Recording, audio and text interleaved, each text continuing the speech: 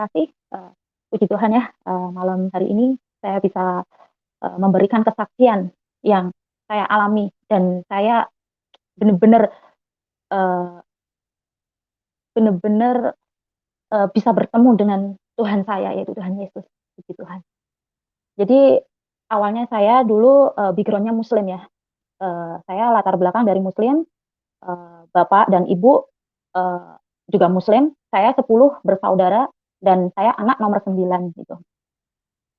Dan semasa waktu saya kecil, saya juga dididik ya, madrasah.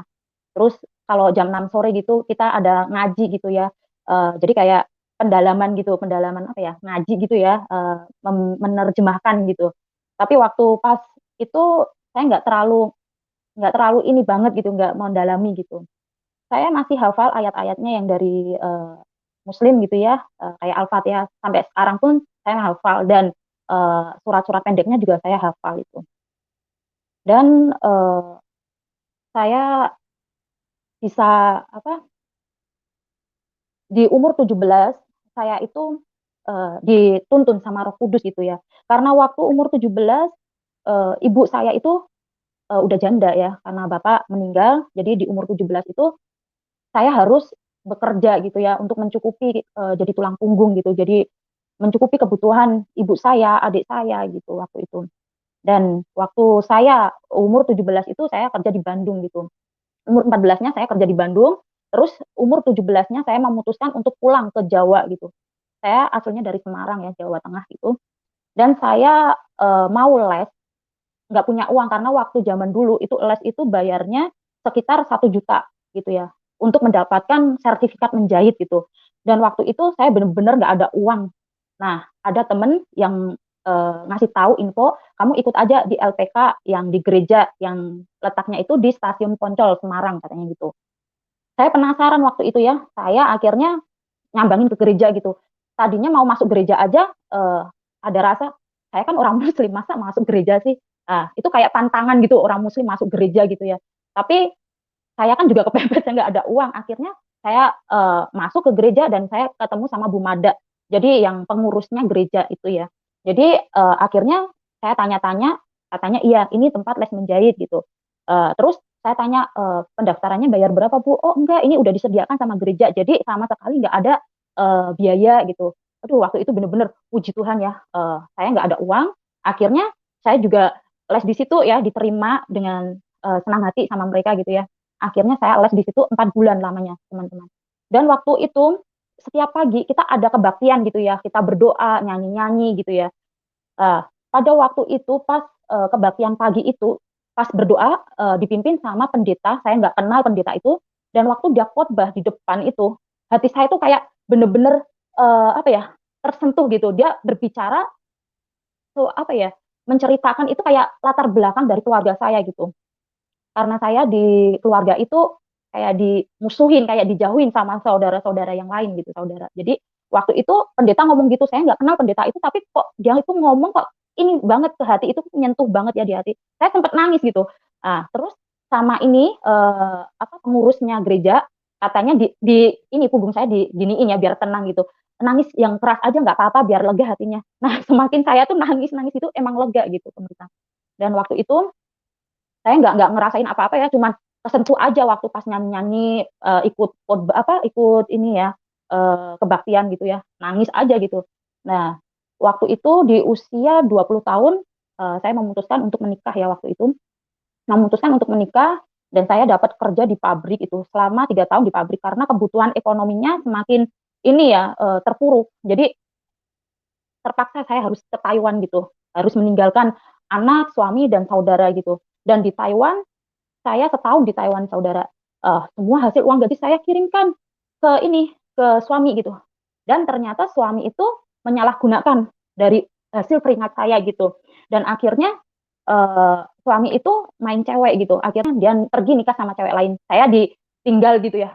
Terus saya tuh bilang gini, "Aduh, kok kayak gini sih hidup saya?" Gitu. Udah waktu itu bener-bener udah putus asa ya, udah kayak mau mengakhiri hidup gitu. Tapi saya mikir, saya masih punya ibu, saya masih punya anak, saya harus bertahan, saya nggak boleh mati gitu. Dan waktu itu, eee, kadang lihat ya, di YouTube gitu, orang pada ini orang Kristen hidupnya tuh kayaknya damai, nggak ada masalah gitu ya. Sampai kepikir apa saya mau masuk Kristen aja kali ya biar hidup saya tuh nggak ada masalah gitu ya. Nah, akhirnya saya itu ketemu sama orang Taiwan, yaitu saksi-saksi Yehova gitu. Itu ajaran yang menyimpang ya, saudara. Dan akhirnya saya ikut setahun, saya setahun ikut eh, itu apa agama nyimpang, Kristen nyimpang itu. Nah, saya ada kitab sucinya juga. Pokoknya setahun saya ngikut itu. Nah, akhirnya saya hidup sendirian kan. Kok kayak gini ya hidupnya nggak ke arah gitu. Kayak apa ya? Ibarat daun kering yang kena angin itu lari ke sana, lari terbang ke sana, terbang ke sini gitu. Sama sekali bener-bener nggak ada tujuannya gitu. Nah, pada waktu itu saya kenal sama suami saya yang sekarang ini, itu orang Thailand. Waktu kita masa masa pacaran gitu ya, dia itu mengabarkan Injil ke saya gitu, menceritakan Injil betapa luar biasanya Tuhan Yesus itu, betapa hebatnya luar apa Tuhan Yesus itu gitu. Tapi saat dia ngabarkan Injil, hati saya tuh memberontak, marah. Kadang saya marahin, saya maki-maki itu uh, suami saya ya waktu itu. Saya bilang, kamu udahlah, Tuhan Yesus itu Tuhan, itu manusia, ngapain kita sembah-sembah dia, itu bukan Tuhan, saya bilang gitu. Tapi suami saya itu nggak ada putus asa, saudara-saudara. Dia tetap mengabarkan Injil, hari demi hari itu ngabarin Injil. Kadang saya nggak terima, marah gitu. Setiap dia ngabarin Injil, marah gitu. Dan pada waktu itu, uh, saya itu sakit ya. Saya tuh punya mah kronis dan waktu kita merayakan hari ulang tahun saya tuh makan ini ya kue ulang tahun. Tiba-tiba malamnya jam 11 malam itu perut itu kayak kebakar gitu ya. Saya mikirnya jangan-jangan saya disantet gitu. Nah, jadi waktu itu benar-benar itu sampai jam 2 saudara-saudara saya benar-benar menahan kesakitan itu, saya dilarikan di rumah sakit gitu. Dan waktu saya diinap di rumah sakit, tak henti-hentinya suami saya tuh mendoakan saya gitu. Tapi saya cuek, nggak mau denger suami saya tuh menceritakan betapa hebatnya Tuhan Yesus. Kamu mau nggak saya doain? Tapi saya tuh nggak mau jawab, nggak mau denger gitu. Nah akhirnya puji Tuhan tuh tiba-tiba sembuh gitu. Setelah diinfus, setelah minum obat gitu ya, sembuh gitu. Dan hari Minggunya kita ada acara kenantol gitu di luar kota sama rombongan gereja Thailand. Dan di sana eh, saya itu di dalam gereja ya. Awalnya di dalam gereja itu pendeta itu khotbah itu tuh pandangannya ke saya, menuju ke saya terus gitu. Kadang saya mikir kok aneh banget ya pendeta itu kok melihatnya ke arahnya pandangannya ke saya terus gitu. Dan waktu itu pas dia khotbah itu saya merasa benar-benar di dalam gereja itu tuh ada apa? Benar-benar damai sejahtera gitu. Padahal saya waktu itu masih muslim ya. Saya belum menerima Tuhan Yesus sebagai juru selamat saya gitu. Dan akhirnya pas waktu masuk dalam doa, kan orang berdoa itu kan nunduk ke bawah ya kepalanya, terus matanya kan eh, nutup mata kan kita. Nah, pas waktu berdoa itu rambut saya ini tuh kayak ini dielus gitu. Tapi mikir saya kaget gitu, siapa yang ngelus rambut saya gitu kan? Saya lihat kanan kiri semua orang lagi pada tunduk, pada tutup mata karena lagi berdoa, saudara-saudara. Jadi waktu itu selesai berdoa, tiba-tiba tuh ada satu yang saya lihat salib Tuhan Yesus. Karena itu salibnya gede banget ya. Cuma saya lihat itu. Waktu saya lihat itu bener-bener apa ya? Kok di sini tuh ada kedamaian gitu, tenang gitu. Terus saya tuh mikirnya, ah udah lupain jangan jangan jangan itu saya nggak percaya sama Tuhan Yesus gitu. Dan akhirnya kita itu Januari kemarin itu tanggal 9-nya apa ya Januari tanggal satunya lah kita ada rundingan sama gereja Thailand. Pendetanya dia bilang, maaf Rika kalau kamu masih di Muslim saya nggak bisa nikahin kalian gitu. Tapi saya jawabannya keras, masih keras kepala. Saya bilang ya nggak apa-apa kalau nggak ini, kalau saya harus di Muslim ya nggak apa-apa, saya pokoknya nggak mau pindah agama, saya tetap di Islam, saya nggak mau pindah Kristen gitu. Dan suami saya pun karena imannya kuat juga, dia juga mau gimana-mana juga tetap dia itu mau di Kristen, nggak mau ikut saya ke Muslim waktu itu. Dan waktu itu pokoknya nyantai gitu, pokoknya pendeta saya tuh udah ngancem gitu. Jadi saya nggak mau dengerin pendeta saya, pokoknya intinya saya tetap mau di Muslim, saya nggak mau pindah Kristen, saya nggak mau terima Tuhan Yesus itu sebagai Tuhan saya, Tuhan Allah saya yang hidup gitu ya. Saya nggak mau terima Tuhan Yesus. Dan pada waktu malam harinya itu jam 11 malam, saya itu lagi mau istirahat tidur ya, karena seharian kerja, saya kecapean. Saya kan kalau tidur, ini tembok, saya menghadap tembok gitu ya. Lagi tidur, lagi merem aja mata. Saya nggak tidur ya, baru merem kok. Saya juga sadar waktu itu. Tiba-tiba tembok itu tuh terbelah, kebuka gitu. dan kanan kirinya itu tuh gelap gulita, nggak ada sinar sama sekali, saudara-saudara. Cuman saya lihat satu jalan itu lurus, terang banget. Dan dari ujung sana saya lihat sinar yang begitu terang banget gitu. Tiba-tiba itu sinar mendekat, mendekat, mendekat. Saya kaget, spontan saya melek mata. Saya tuh nggak lihat apa-apa. Tembok itu saya raba-raba nggak kebuka. Terus sempat saya duduk seperti ini, saya minum air, saking kagetnya ya, sampai nafas saya tuh ngeh-ngehan kayak lari maraton gitu. Saya minum, terus saya mikir, apa ya? Saya kepikiran terus saya lanjut tidur lagi. Baru aja merem mata tuh. Tiba-tiba tembok itu kebuka lagi, saudara-saudara. Dan saya santai karena udah ngelihat dua kali ya, santai gitu. Ya itu lihat lagi, sinar terang itu lagi. Semakin mendekat, mendekat, dan mendekat itu. Saya lihat satu sosok itu, saudara-saudara. Sosoknya itu pakai jubah putih, rambut sebau ini. Itu sosok itu tuh cowok gitu. Dan saya nggak lihat mukanya karena sinarnya itu bener-bener silau. Bayangin saudara-saudara, kalau kita di tengah siang hari ya, jam 12 siang gitu. Saudara kalau lihat matahari, bisa nggak lihat? Otomatis ini ya, apa, kalau orang Jawa bilangnya kebelerengan gitu ya, apa, silau banget sinarnya. Jadi saya tuh nggak bisa melihat itu siapa. Tapi aneh saudara, yang bikin hati saya tuh tenang. Saya nggak pernah merasakan di Muslim setenang ini, saudara-saudara. Setiap saya ada masalah, saya nggak pernah setenang ini. Dan saya mau, saya 3 hari, saya nggak mau keluar kata-kata, saya nggak mau tanya itu siapa, ke siapa, nggak mau tanya, saya pendem. Tapi semakin saya pendem, pendem, pendem gitu, saya tuh ada rasa ini ya, penasaran itu apa, yang saya lihat itu apa gitu. Saat saya kerja aja, saya kepikiran, kemarin itu yang saya lihat itu apa. Saya belum tidur, saya nggak mimpi, saya yakin saya nggak mimpi gitu loh. Dan akhirnya saya iseng, saya telepon pendeta Thailand saya gitu ya. Dan saya telepon pendeta, dia nanyain, Rika, yang kamu lihat itu sinarnya putih atau hitam? Saya bilang putih. Terus kamu lihat itu apa? Ya itu tembok tiba-tiba kebuka, saya lihat jalan lurus itu gitu. Dan saya lihat sosok, satu sosok itu ya, laki-laki berjubah putih dan rambutnya sebau ini gitu. Kadang saya di Muslim ya, saya seingat saya di Muslim itu ada ayatnya itu ihdinas siratal mustaqim, yang artinya tunjukinlah apa, kami jalan yang lurus. Dan saya itu benar-benar merasakan itu tuh yang di Alkitab saya yang sekarang ini ya, di Yohanes itu pasal 14 ayat 6. Akulah jalan kebenaran dan hidup. Barang siapa tidak bisa sampai kepada Bapa kalau tidak melalui aku. Jadi Yesuslah jalan yang lurus itu. Saya berpikiran kayak gitu saudara-saudara. Dan akhirnya saya memutuskan saya mau dibaptis gitu. Dan akhirnya saya memutuskan dibaptis. Bukan karena saya mau menikah dengan orang Kristen. Saya menikah, mau dibaptis. Tidak, sama sekali tidak. Banyak teman-teman ngomong seperti itu. Tapi saya tidak. Cuma karena nikah, saya mau mengenal Tuhan Yesus sebagai juru selamat saya. Dan Tuhan Allah saya yang hidup. Tapi saya benar-benar mengalami sendiri Tuhan. Saya mengalami jamahan Tuhan. Saya mengalami mujizat-mujizat Tuhan. Makanya saya percaya Tuhan Yesus itu adalah Tuhan satu-satunya. Tuhan Allah kami yang hidup.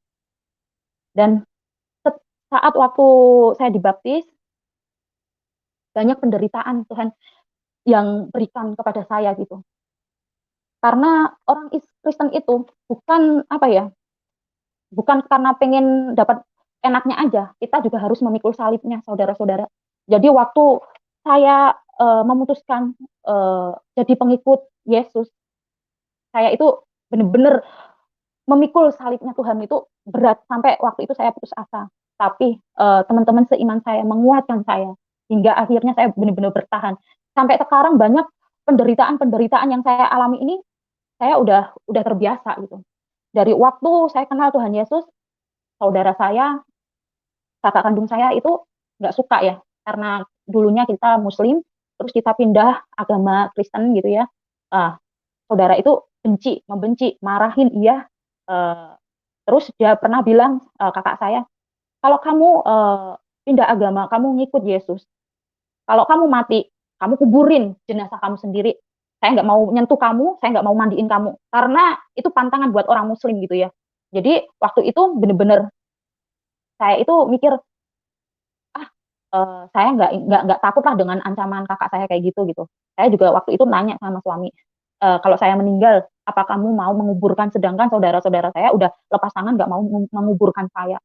Suami udah nggak apa-apa, saya yang akan nguburin kamu kalau kamu meninggal. Dan waktu itu bener-bener saya itu kayak disemangatin gitu ya. Terus akhirnya ya udah saya lanjut, pokoknya saya mau terima Tuhan Yesus gitu ya. Dan waktu saya terima juga teman-teman yang benar-benar akrab sama saya, dia ninggalin saya gitu. Katanya kamu udah mengecewakan saya karena apa? Saya pengen kamu nikah dengan orang Kristen. Kamu ngajak suami kamu masuk ke Muslim, tapi kenapa kamu malah masuk ke Kristen gitu? Terus saya bilang sama teman saya aja nggak tahu, tapi saya benar-benar melihat Tuhan gitu. Dan saya mikir eh, bukan agama yang bakal apa ya menyelamatkan kita, tapi iman kita yang menyelamatkan kita, bukan kebaikan kita yang menyelamatkan kita, bukan apa ya. Jadi eh, kita bakalan naik ke surga itu tuh iman kita yang menyelamatkan kita gitu kan.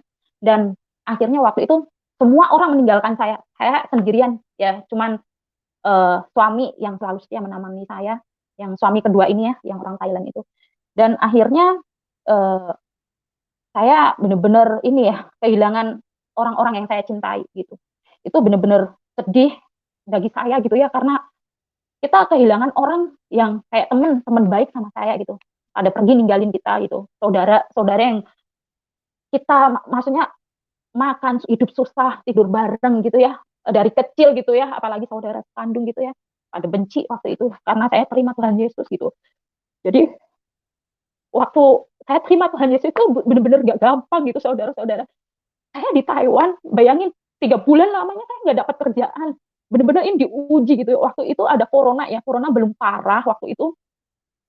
Saya itu uh, udah lari ke sana ke sini cari kerjaan kemana-mana nggak dapet gitu waktu itu, karena dulu saya kan kerjanya jaga orang tua ya, pasien gitu.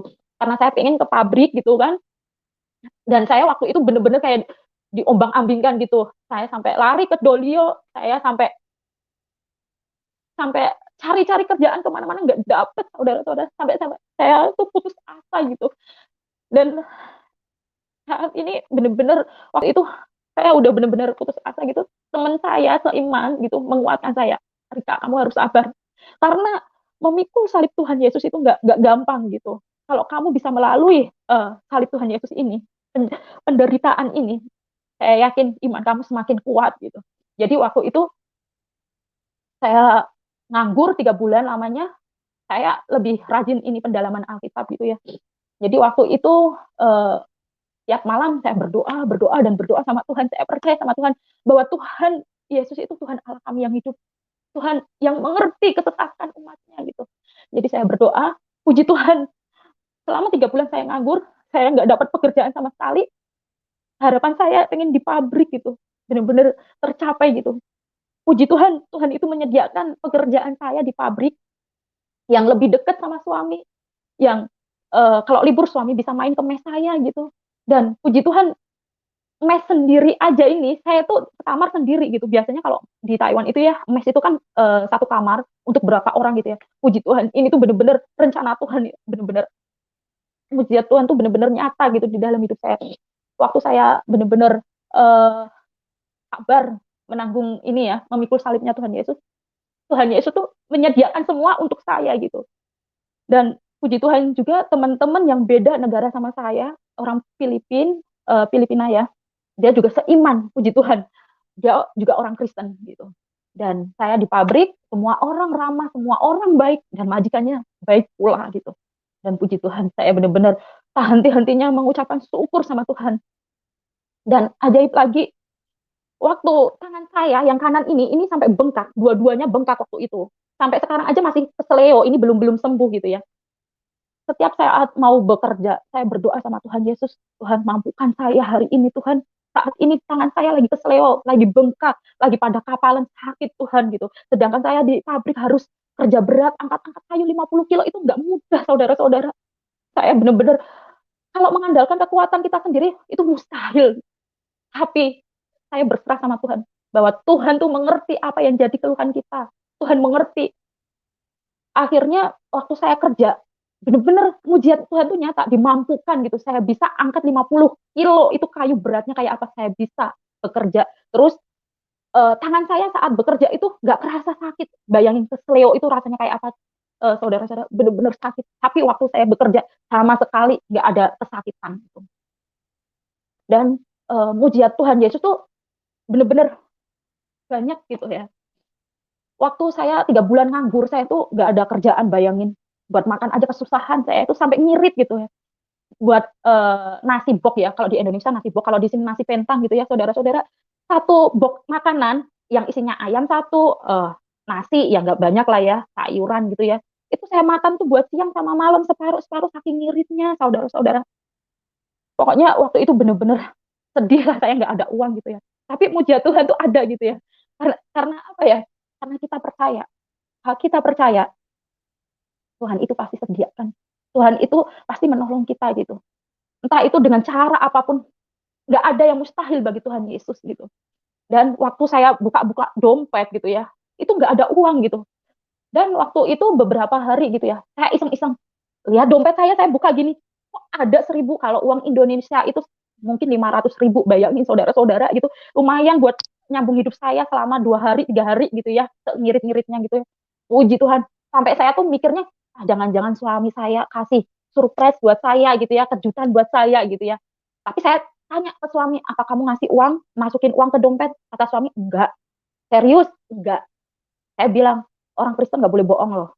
Suaminya bilang, serius, saya nggak pernah naruh gitu. Kalau saya iya ya saya bilang iya, kalau tidak saya tidak. Kadang saya terheran, kok ada uang, siapa yang nyelipin gitu ya. Tapi saya percaya itulah mujizat Tuhan gitu. Jadi mujizat Tuhan itu benar-benar nyata di hidup saya gitu. Dari yang kelihatan mustahil itu bagi kita, tapi bagi Tuhan tuh sama sekali nggak ada yang mustahil.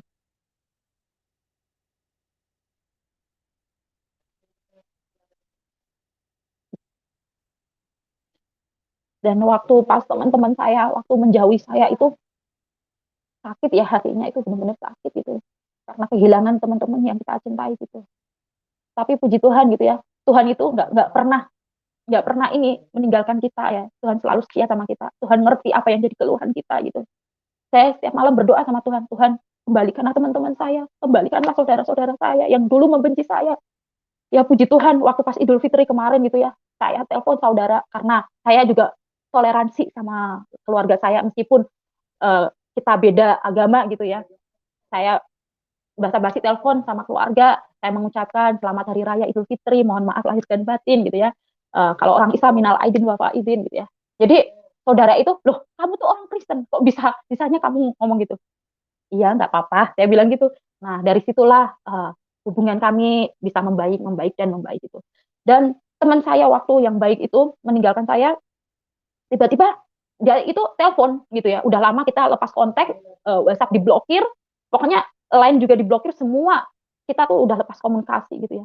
Tapi puji Tuhan, teman saya itu ngubungin saya sendiri gitu. Katanya, Rika, gimana kabar kamu gitu. Aduh, ini kok nggak ada angin, nggak ada apa, kok tiba-tiba teman saya uh, nelpon saya gitu, nanyain kabar saya gitu. Terus saya bilang, kabar saya puji Tuhan baik gitu. Terus teman saya bilang, semalaman saya ngimpi gitu, kamu kenapa-kenapa gitu. Saya takut kamu tuh sakit atau apa. Oh enggak, puji Tuhan, Tuhan masih melindungi saya, Tuhan masih ini yang memberikan kesehatan kepada saya gitu. Dan akhirnya hubungan kami juga membaik lagi gitu. Pokoknya benar-benar Tuhan itu benar-benar baik gitu. Dan mujizatnya itu benar-benar nyata di hidup saya gitu. Makanya saat ini saya lagi diuji juga dengan pekerjaan saya ini. Pekerjaan saya yang saya kiranya tadinya saya nganggap pekerjaan saya ini ringan. Saya lihat balok-balok kayunya itu nggak terlalu gede-gede. Ah, saya sanggup, saya mampu gitu ya. Tapi pas masuk kerja, tiba-tiba saya harus mengangkat-ngangkat 50 kilo gitu ya. Sampai kesleo gitu tangannya. Saya udah tadinya udah menyerah gitu, udah aduh Tuhan, saya udah nggak sanggup Tuhan. Berat, ini berat, saya wanita gitu. Apalagi dulu itu bekas operasi sesar gitu ya. Saya nggak kuat angkat 50 kilo kayak gitu. Tapi inilah mujizat Tuhan gitu. Di saat tangan saya kesakitan kayak gini, kesleo kayak gini, Tuhan tuh memberi kekuatan kepada saya gitu. Ya, cukup sekian dan terima kasih. Ini kesaksian saya. Uh, Benar-benar Tuhan Yesus itu Tuhan yang baik, Tuhan Allah kita yang mengerti kesesakan